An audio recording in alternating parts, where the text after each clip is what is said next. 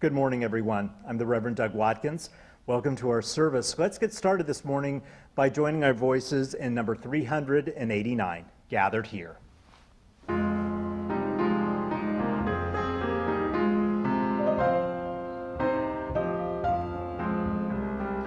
Gathered here in the mystery of the hour, gathered here in one strong body, gathered here in the struggle and the power, Spirit draw near. Gathered here in the mystery of the hour, gathered here in one strong body, gathered here in the struggle and the power, Spirit draw near. Gathered here in the mystery of the hour, gathered here in one strong body, gathered here in the struggle and the power, gathered here, Spirit draw near.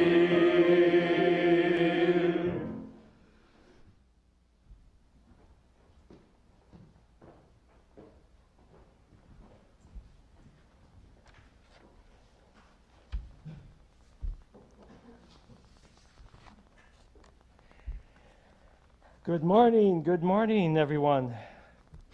It's a good day to celebrate today. We're going to be celebrating the ministry, especially of Roger Fritts, who was pastor here for so many years, and unfortunately, we waited until now because of COVID. We thought after all this time he would be here. We could do this in person. But Roger, we're sorry. It's still not working out, and you're still there, and we'll still here. And yet we're, through the miracles of technology, we get to share this time with you. We get to hear your sermon. We get to have coffee with you in the coffee hour. So thank you for showing up and for sharing your sermon with us to come. I want to welcome everybody here to the Unitarian Universalist Church of Sarasota and the Unitarian Universalist of Lakewood Ranch. To both our members and our visitors, wherever you are, and we know that you're spread out now, we welcome you on campus, we welcome you on live stream. I am Bud Friend Jones. I'm one of the associate ministers of the church. And with me today, Doug Watkins, our interim senior minister, is with us, and Beth Miller, our associate minister, and Robert Lachetti, our music director, Don Bryn over here on the piano, and this choir that's you just heard sing and going to sing some more and lead us in our singing. Klaus Obermeit, whom you never see back there behind the cameras, and Dave Caldwell, also you never see, but there he is every Sunday, keeping us in touch, and Lisa King joining them now on the technology. So we welcome all of those people who are helping to make this experience possible. We welcome you visitors especially. We have a website. You probably know that. You probably have visited it. On the website, there is a link on the home page to a banner marked Welcome Visitors. We invite you to consider registering on our virtual guest book so that we can send you our newsletter, and that basically lets you know all of the activities that are still going on because this church is here. And we'd like you to participate, and we'd like to get the links to you so you can be involved in those events. Virtual events for the most part at the moment. And so please go to the website and look at that. Also, everyone, members, non-members, there is on the website a donate button. And as you know, churches survive because of the generous support they have received from the members and friends of the church. And so we invite you to go look for that basket and make a generous contribution. There will be a coffee hour following our worship service, and it is also online, and you can use the contact information that you received in an email, and that also, I believe, is below here on YouTube page. So there's all of that, and we encourage you to join us in the coffee hour because Roger will be there. And also, I didn't say a welcome to Leslie Westbrook, his wife, but we want to make sure that you feel welcomed as well.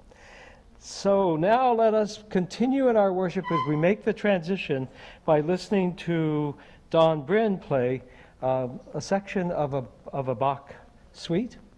Good, thank you.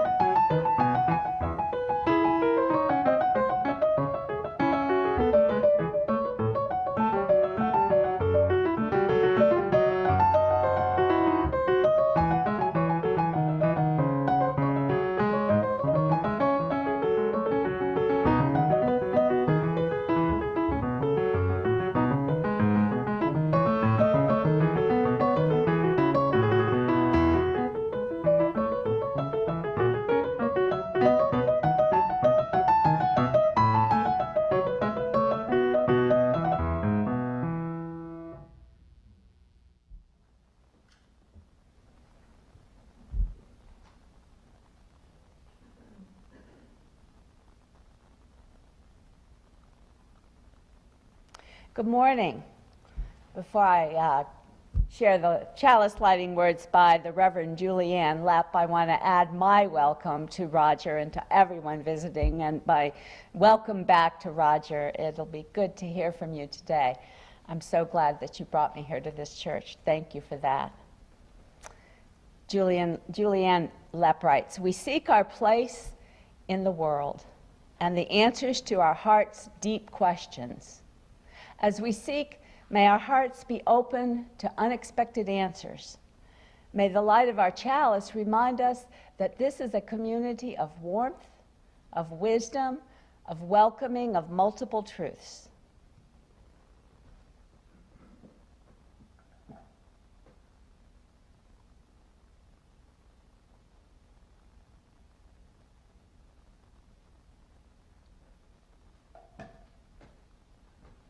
And so we light our chalice for the fourth principle, a free and responsible search for truth and meaning. And now Catherine Bonner, our Director of Religious Education, has something to share for all of ages. She's doing this remotely today, so this is her video of Time for All Ages. The Gift of Time by Catherine Bonner. As we drove down a quiet country road, I sat in the back seat fuming. I can't believe that my parents are dragging me away from my friends today. I'm supposed to be online playing video games with my super new avatar, not visiting some old person I don't even know. Eventually, we pulled up to an older home tucked away in the middle of nowhere. And as the car stopped, a frail old lady came out on the porch, laughing and waving her arms, while my mom jumped out of the car, ran up the steps, and gave her a big hug.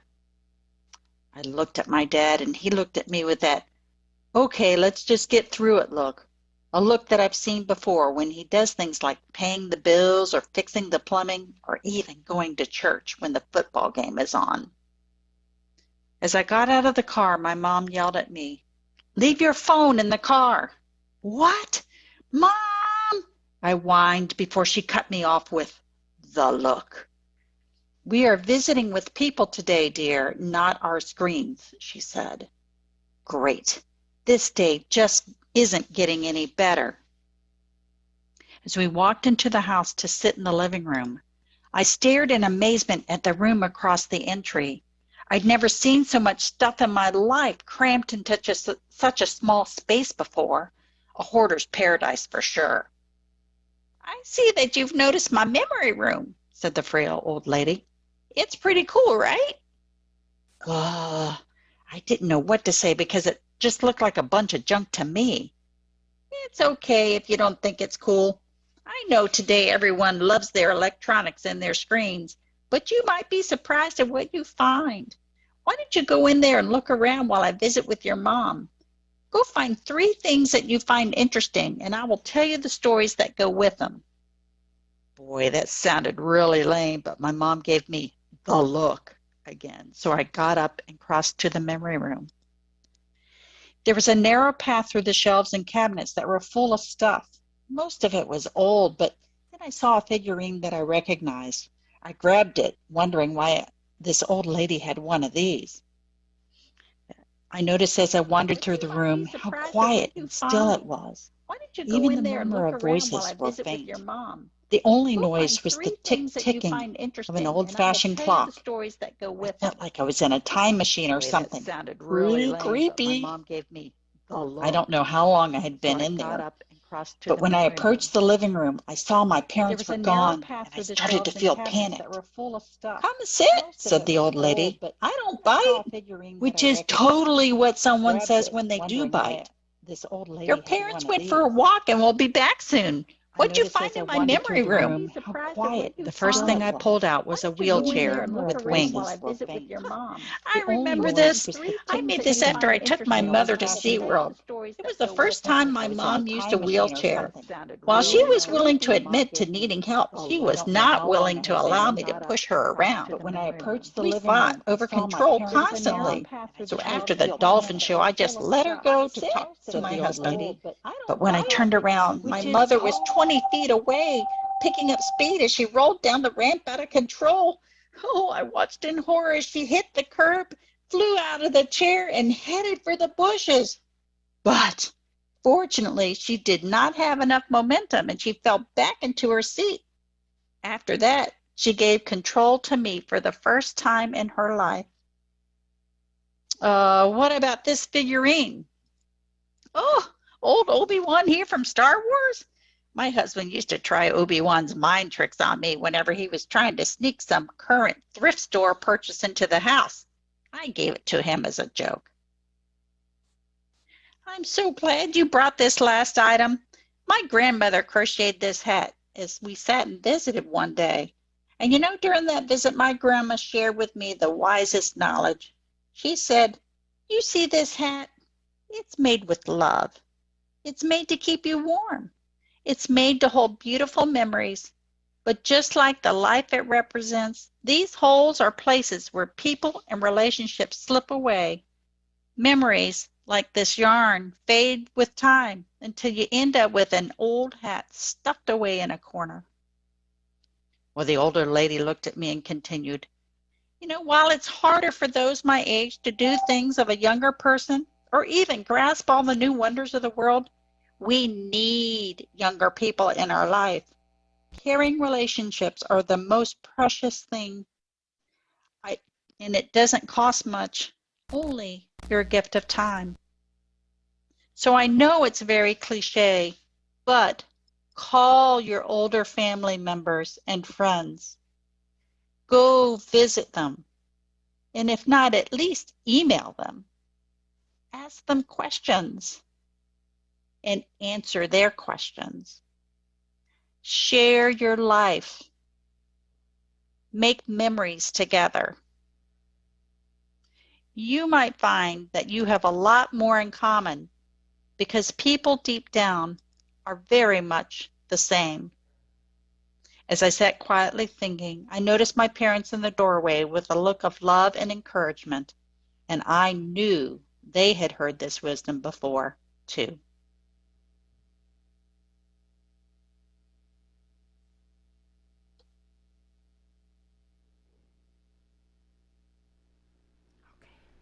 We invite you to join us in our next hymn, hymn number 38, Morning Has Broken.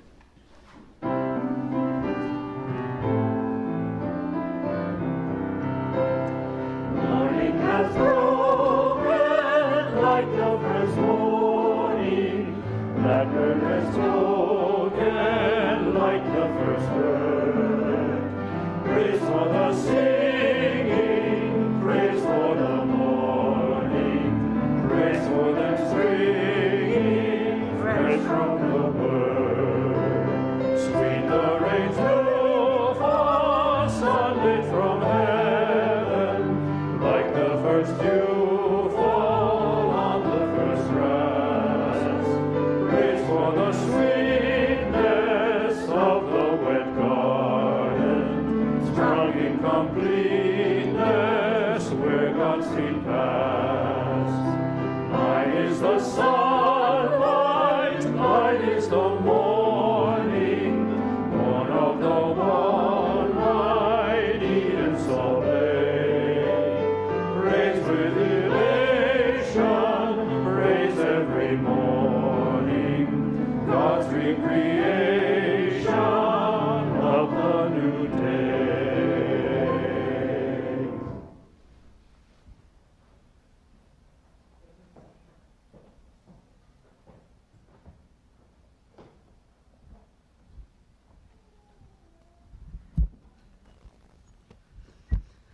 This is the time in our service for centering, a time to become quiet and present and fully here as we get going in our worship service.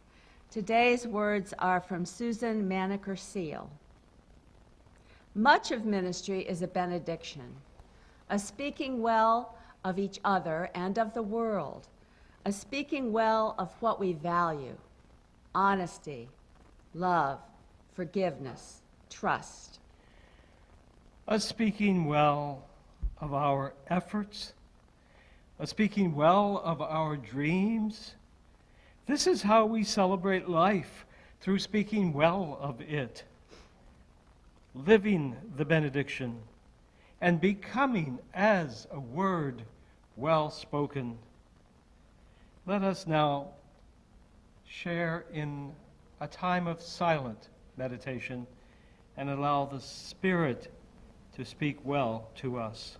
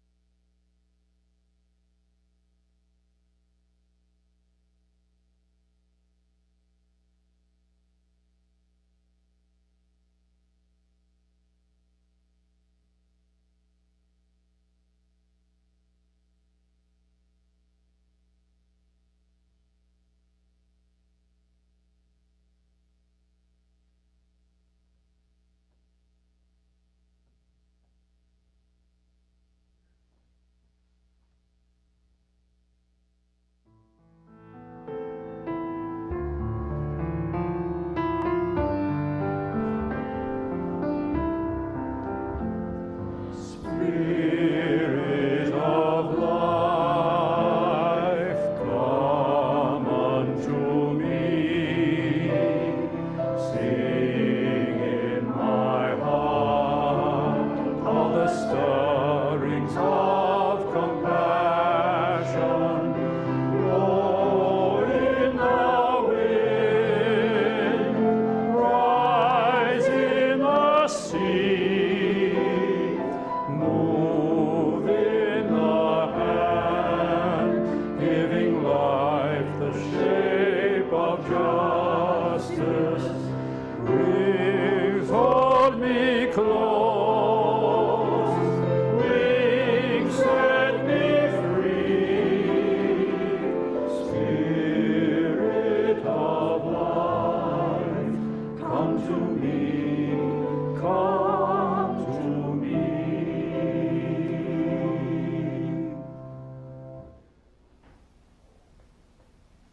The next segment was something that Reverend Fritts imagined for his final service, and of course COVID interrupted that. But today Zoom makes it possible for us to gather the search committee chair and many of the presidents who served while he was minister in Sarasota to offer their own brief reflections of their time together. So we begin with the chair of the search committee. Hi, I'm Jim Rodabaugh. In the Unitarian Universalist tradition of congregational polity, the authority and privilege of calling a minister rests solely and completely with the members of the local congregation. Likewise, a Unitarian Universalist minister freely chooses how to respond to that call. Minister and congregation enter a sacred covenant, a committed promise to be in relationship in a particular way. Roger, as chair of the search committee that brought you here, I affirm that our relationship has been one where that promise was fulfilled. Good morning. I'm Rick Sandler. As the board president when Roger first arrived, my goal was to help create an environment in which a minister could succeed. I remember how excited I was when Roger accepted the position as our minister. This represented to me a promise of new leadership, new vision, and renewed energy for our congregation. During the year in which Roger and I worked together, I remember many times when his collaborative approach to ministry impressed me. Some ministers say that the best approach to a new ministry is to institute change right away, the revolutionary approach. Others advocate for evolution, gradual change. Roger clearly saw evolution as the way to go, and we have benefited from his wisdom. He is, of course, missed, but he has left us in an excellent position to attract a new minister to continue his efforts. This, I believe, will be his legacy. Hi, I'm Julie Leach. As the second president who served with you, I remember that you were a good companion to this congregation with your non-anxious presence and your gradual approach to change. One important change accomplished was a new church sign, and your calm but often repeated recommendations for this visibility improvement helped us to get this done.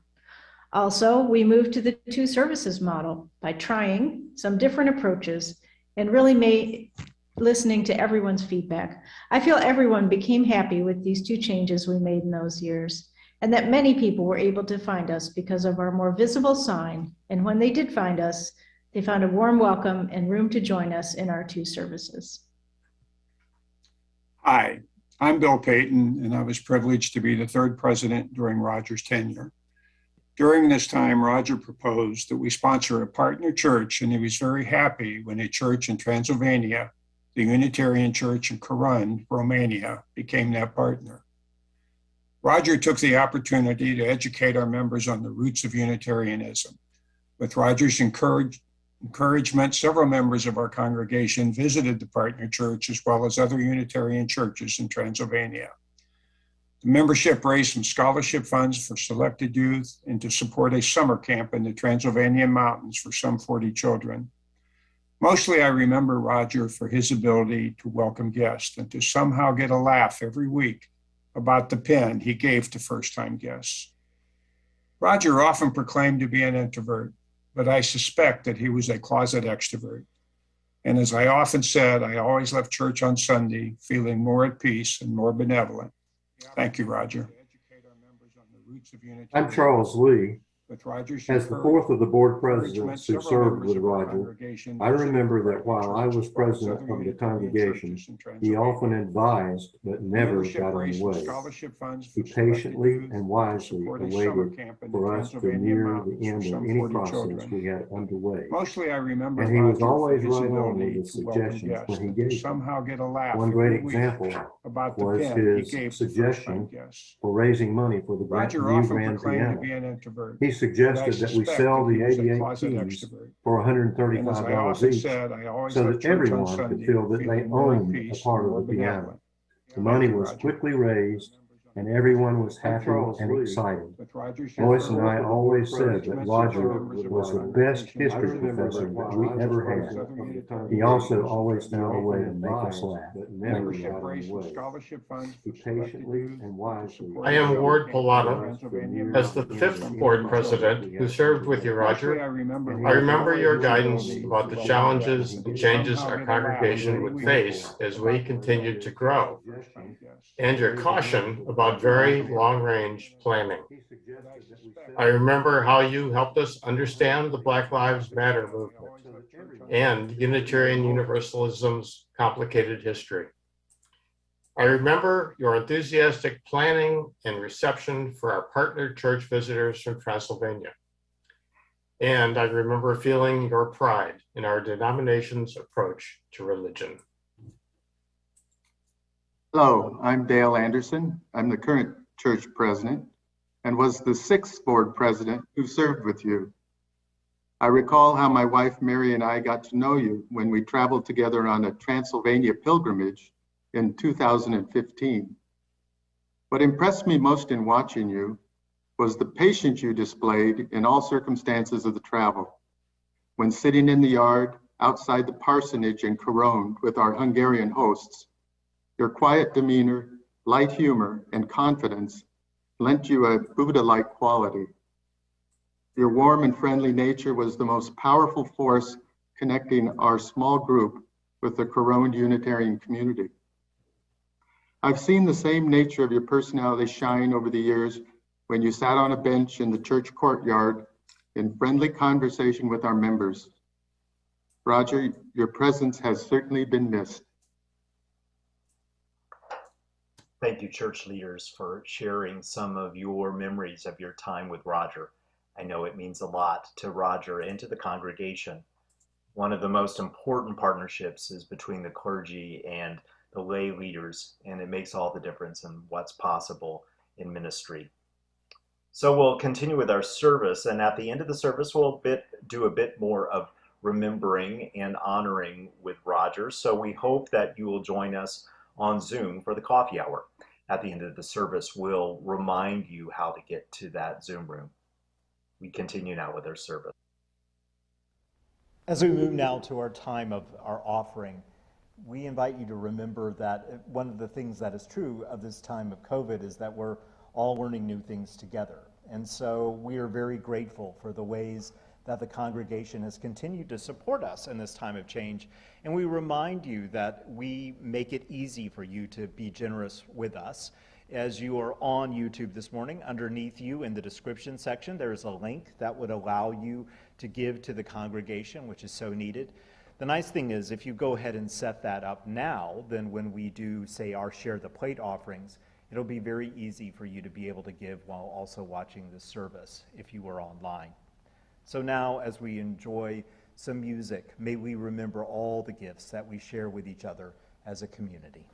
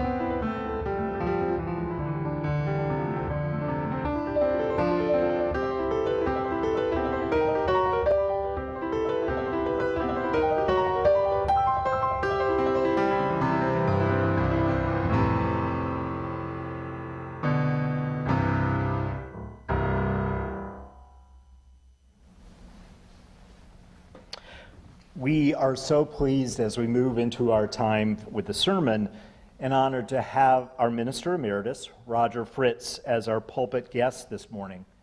A good goodbye is especially crucial to a healthy hello to the future for minister and congregation alike. So we will be honoring Roger today after the service. I want to remind you of that. And while you have a few moments, I invite you to check out that there is a link to that Zoom room also in the YouTube section, the description underneath where you are watching this now. So I hope that you will join us for a few minutes for coffee hour. And now, Reverend Fritts will offer us an affectionate remembrance. I want to begin by thanking Reverend Watkins for inviting me to be with you this morning. Although I am disappointed that we cannot be together in person. Also, I want to thank the congregation for voting last March to name me Minister Emeritus. I am deeply grateful for your granting me this honorific title on the occasion of my retirement. In 2019, having turned 68, I announced my retirement effective April 1st, 2020. I plan to give my last sermon at the end of March 2020, talking about ministry, thanking you, and wishing you well for the future. Instead, we had a sudden cutoff. Friday, March 13th, 2020, the country shut down.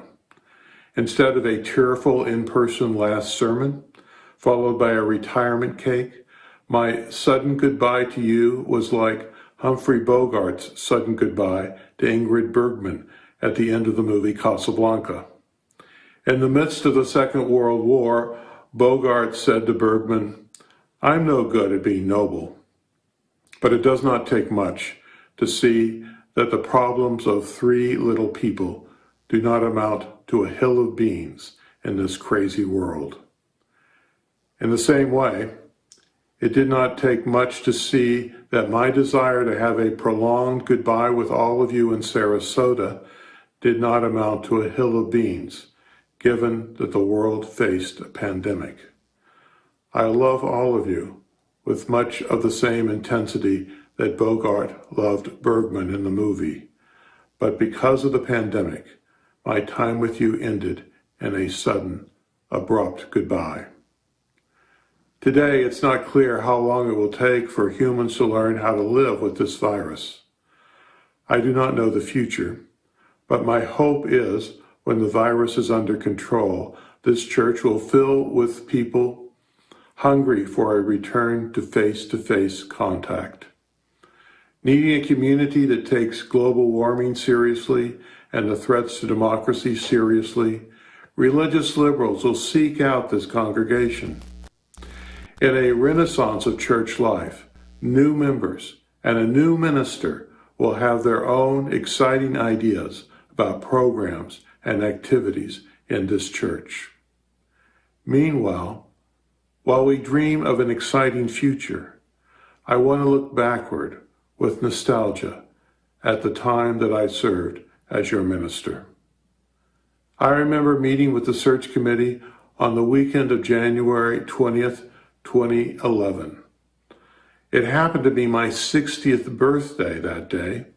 Although I had years of experience and I was in good health, most churches were not interested in me, preferring candidates who were younger. When my age came up, the search committee assured me that in Sarasota, 60 was very young. I took this as a positive sign. "What is this congregation like?" I asked the committee members.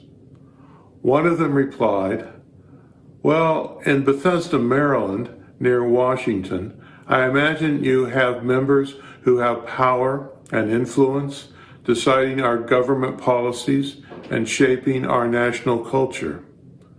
I nodded. "Here in Sarasota," he continued, "the members of our congregation used to have power and influence, deciding our government policies and shaping our culture." After 18 years of serving a church of intensely competitive, ambitious religious liberals, the more serene and peaceful climate of Sarasota attracted me. I was delighted when the search committee called and invited me to come to this city and meet the entire congregation. When you voted to call me as your minister, I was happy to say yes. I remember meeting the church staff, Roberta Durf, Judy McGrath, Robert Luschetti, Kathleen Isabella, and later Don Bryn, Dee Witter, and Catherine Bonner. I also want to mention Mindy Simmons, who was our guest musician many Sundays over the years. I only reasoned that you have to choose good people, trust them, respect them, and encourage their loyalty to the church. It seemed to work. I owe them more than I could ever express. I remember those first few months back in 2011 as we got to know each other. This church is in an excellent location, but unfortunately the sign was parallel to the road instead of perpendicular, making the church difficult to find. One newcomer said they found the church not because of the sign, but because they saw all of the Toyota Priuses in the parking lot. But I don't think we can count on that as a way to attract people.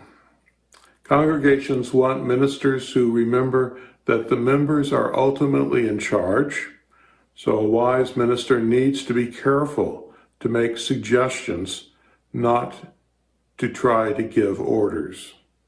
Ministers hope that the board and the congregation will see the wisdom of those suggestions. I was delighted that when I talked about the sign, you responded with interest and support. We picked a design, we raised the money.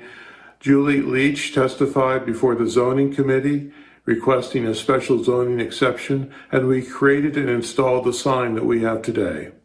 It is part of the reason we started to attract a large number of visitors. I remember the work of planning and leading the worship services on Sunday mornings. Although about 30 times each year, I set aside a time of quiet, deep, intense reflection. I searched for insights into the problems and the possibilities of human existence. Sunday mornings, after listening to the glorious music from the choir and our other musicians, I would step up to the pulpit and try to give an account of what I discovered. Here in Sarasota, I had the opportunity to use a screen which added a new dimension to the worship service. The task of planning a service was both scary and rewarding. I seldom knew what conclusion I would reach when I picked a sermon topic. It was often a struggle to find my way and to develop an organized, logical, interesting sermon. However, the rewards of discovery, of learning about the nature of things, were very special. The response I found in your questions, your comments, and your faces Sunday morning encouraged me to strive for levels of insight and expression for which I would not otherwise have reached. I love the dignity and the openness of the sanctuary. It would add stature to anyone. I pray that I never cheapened it. I remember the development of our church programs. Religious education for our children was always a priority. In addition, there were Free Thinkers Friday mornings, the Chalice groups, Interweave, the potluck Sundays, the movie discussions on Wednesday nights, and Discovering Unitarian Universalists on Saturday mornings, where I reviewed the entire history of our two religious movements in about 30 minutes. I remember the Jesus Seminar program, where once a year for 4 years we brought in New Testament scholars to lecture about the latest research in their fields. I recall the special guest speakers, such as the liberal Christian theologian John Selby Spong and the Henry David Thoreau of the 21st century, the writer Robin Wall Kimmerer. It is a remarkable list of creative activities. I remember the social concerns of the church. We sponsored special programs by Americans United for Separation of Church and State, Planned Parenthood, the Coalition of Immokalee Workers, and programs on climate change. We held protest marches in support of paying farm workers a fair wage, and marches in favor of calling for rational gun laws. We helped homeless families by sponsoring a home for a family and by providing funds for persons facing eviction. We packed food for children in need. They took the food home from school for the weekends when there is no school meals.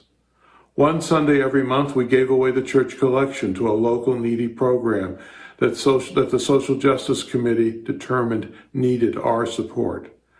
I gave sermons on issues such as gun control, global warming, and racial equity. I tried to live a life consistent with what I preached.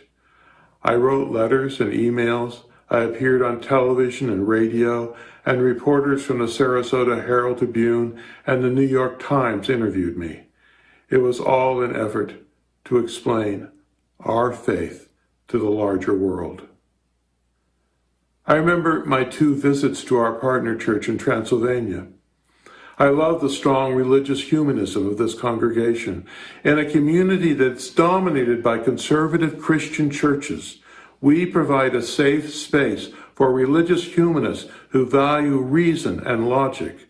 We live in a time of widespread rejection of science during this pandemic and the widespread denial that the climate is warming.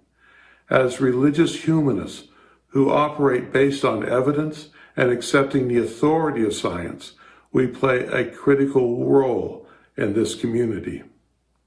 Nevertheless, I don't want you to forget that our religious roots are in rational Christianity, roots that go back to 1568 and the Unitarian Christian churches in Transylvania.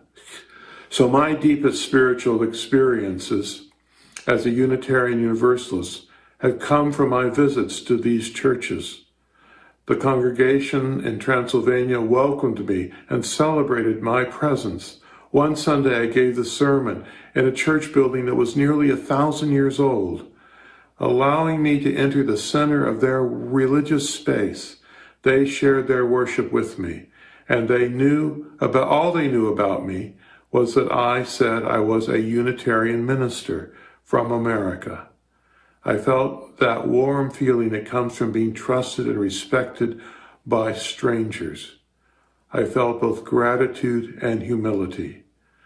When travel again is safe, I encourage all of you who physically and financially are able to do so to travel to visit our partner church. I remember our involvement in our American Unitarian Universalist Association. An old joke says that Unitarians believe in the brotherhood of man and the neighborhood of Boston. Sarasota is 1,400 miles from the association headquarters in Boston. Still, we were able occasionally to grab the attention of our association leaders. The UUA Executive Vice President, Reverend Harlan Limpert, spoke at my installation. A year later, the president of our association, the Reverend Peter Morales, spoke on a Sunday morning. Reverend Susan Frederick Gray visited here twice after she was elected UUA president. First, to deliver a sermon on a Sunday morning, and second, to lead an all-day effort on a Saturday in October 2018, urging people to vote for Amendment 4, the constitutional amendment that restored voting rights to an estimated 1.4 million people with a past felony conviction in Florida. Susan and I walked the streets of the city. We rang doorbells at house after house, encouraging people to vote for Amendment 4. We were also blessed to have several other speakers from the Unitarian Universalist Service Committee, including the Reverend Mary Catherine Mourn, their president and chief executive officer. I remember my responsibilities to the association. At the start of my Sarasota ministry, I served for several years as a good offices person for other Unitarian Universalist ministers in the area. A good offices person is a minister to ministers within local Unitarian Universalist churches.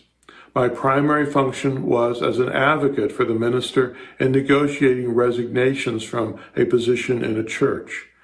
Unitarian Universalists can have high expectations, and sometimes ministers cannot meet those expectations. My role was to help construct a gentle and graceful departure. I remember my wonderful colleagues, who I will never forget. Reverend Brock Leach, who was always available for advice and friendship. I'll never forget Reverend Budfriend Jones, who was always honest and genuinely human. I will never forget the Reverend Beth Miller, who was always caring, learned, and professional. To the list, I would add Reverend Kate Colbert, our intern minister, student minister, whom we ordained. For 2 years, she contributed to the life of this church. I always learned from her probing questions. I remember the moments of individual needs. We are in a metropolitan area of 500,000 people, all trying to survive. There is loneliness, there is failure, there is despair. There is the reality of divorce, the struggles of child raising, and the pain of illness. Within this church, there is talking, touching, sharing, listening, visiting, healing of suffering. It is the highest expression of religion. Finally, while other members are flooding my mind, I remember those who have died. It was my responsibility to be with families in the hours and the deaths and the hours after a death. Of all the things you called on me to do as your minister, none was more important than to officiate at services celebrating the life of someone who has died. No matter how busy I was, I did my best to give each service the care and the love that all of us deserve. Nothing was more important. 9 years. Thank you for giving me the opportunity to serve as your minister.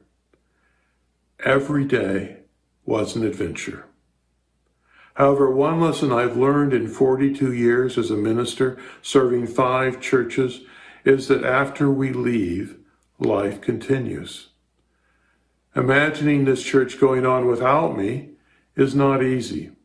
Still, the evidence is clear. For nearly 70 years, the ministers have come and gone in this church. The Sarasota Unitarian Universalist Church has continued to prosper and grow. Without me, life will continue. Amazing Unitarian Universalist ministers are out there. Some have years of experience in the business world before entering the ministry, and they are wise about organizational management. Some ministers have a PhD in science or philosophy, and they can give intellectually stimulating sermons. Some ministers have trained to be skilled storytellers. Some ministers are experts in Buddhism and meditation. Some ministers have experience as community organizers. Some ministers can sing and some can dance. Who knows, there may even be a minister who has worked in business, has a PhD in the history of science, is an expert on storytelling and Buddhist meditation, has experience as a community organizer, and can also sing and dance. Of course, as a simple parish minister who served churches my entire life, I had none of these special skills. I cannot spell. I have trouble remembering your names. When we sing hymns, Klaus kindly muted the microphone. Yet in spite of my limitations, we had a great 9 years together, in part because you were willing to forgive my imperfections. Your next minister will have many wonderful skills, but like any human, she or he will not be perfect.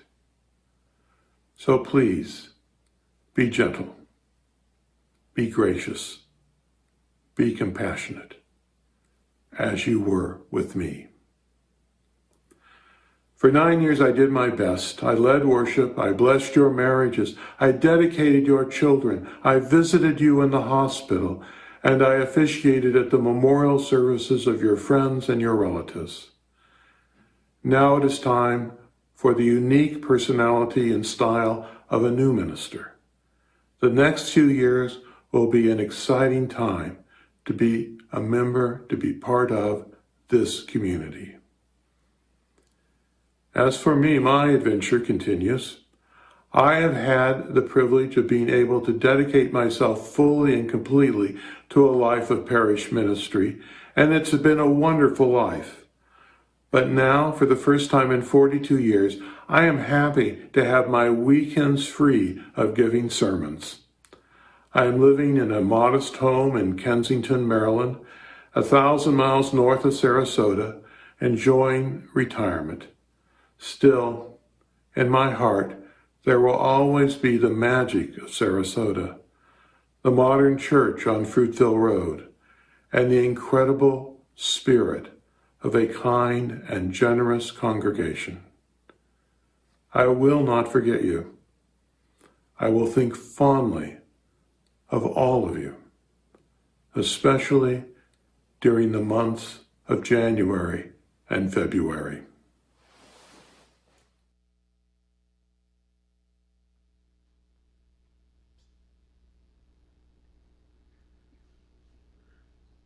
please join us for our closing hymn, Blue Boat Home.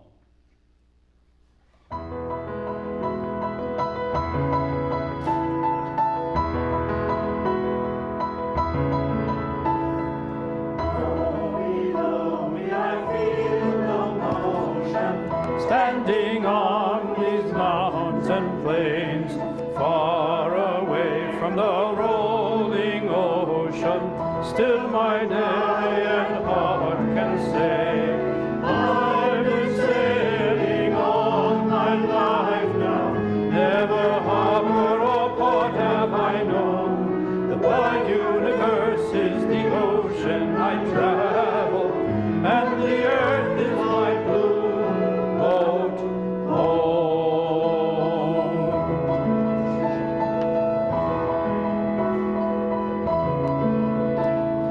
Sun, my sail, and moon, my rudder, as I ply the starry sea, leaning over the edge of wonder, casting questions to the deep, drifting in my ship's companions, all we kindred pilgrim souls, the making a way by the lights of the heavens in our beautiful blue boat home.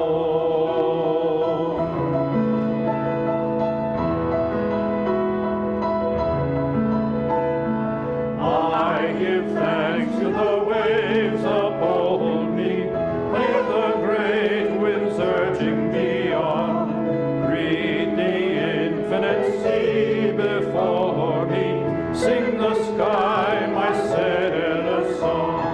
I was born upon the fathoms, never harbor or port have I known. The wide universe is the ocean I travel, and the earth is my blue boat home.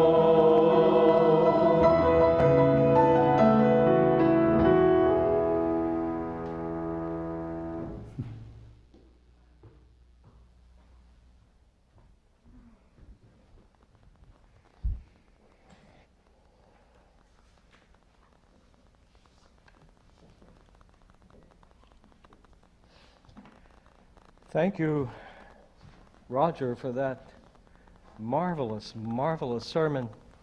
It was worth waiting for. I've heard many farewell sermons, but that's one of the best for sure. Thank you. I think it's best because it reflects the quality of the ministry of the years that you spent here. Your contributions to this church are so deeply appreciated, and we thank you for that. I have to... The closing words that we'll be using now come from the Reverend Rod Richards. And I do remind you all of the coffee hour that follows this immediately, and you can access that by using the link that is either below this screen or also the one that you received in the email. Rod Richards wrote, and I'm now reading, "You won't be alone.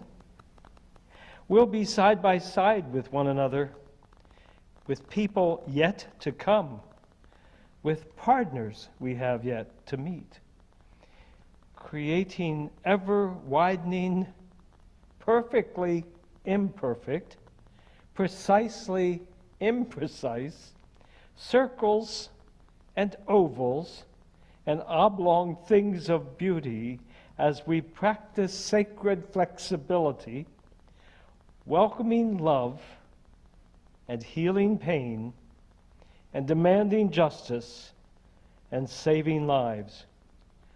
Go forth and make some new shapes. Go in peace."